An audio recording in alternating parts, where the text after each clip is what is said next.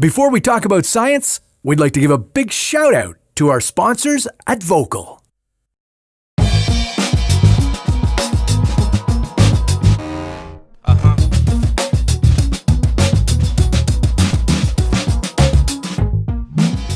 If a tree falls in the forest and no one is around to hear it, does it make a sound? According to quantum theorists, that tree might not even exist until it's observed. So, is our world just an illusion?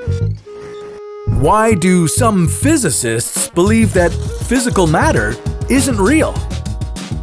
What scientific experiments have changed our view of reality? And could everything we see just be a hallucination? This is What If, and here's what would happen if the world is only your illusion.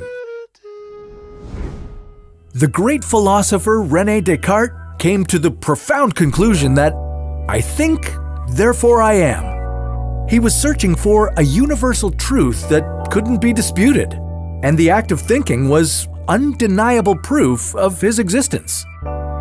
Yet, our understanding of existence and reality are still evolving. In the worlds of quantum physics and neuroscience, there are different theories about what reality is. So, what is reality? If we dive deep into the quantum realm, matter is made up of subatomic particles. These particles, including protons, neutrons, and electrons, are in a state of flux until they're observed. In fact, at the quantum level, they may not even look like particles at all. You could think of them as a cloud of probabilities. This concept is known as superposition, meaning a particle exists in several possible positions until they are measured. The idea of superposition was famously observed in the double-slit experiment by physicist Thomas Young in 1801. When we shine a beam of light through one slit, it produces a predictable line of light, but when another slit is added, something kinda spooky happens. Instead of two lines of light, we see several. The photons seem to act like a wave, as if they were rippling through the slits and bouncing off each other in different directions. This interference pattern led scientists to believe that matter could act as both particles and waves. That was a profound idea that changed the world of physics forever. So, if things only exist when they're observed, would black holes still exist if we hadn't measured their X-rays? Some physicists, like Max Tegmark, believe that black holes and everything we perceive to be real is simply mathematical information. This idea is known as information realism. In the world of philosophy, this idea of reality being a product of our observation is known as phenomenalism. It states that anything we experience is simply sensory data in our minds, as if life itself is virtual reality, without the silly glasses. If scientists were able to send signals to a living brain in a vat, simulating all the senses, could we trick the brain to believe it's in a human body somewhere and experiencing reality? Maybe we could reprogram our ideas at the neural level. Just imagine being able to fly anywhere you want, drive fancy cars, dodge bullets, and live forever. Your pleasure, your achievements, and your level of success would only be limited by your ability to imagine them.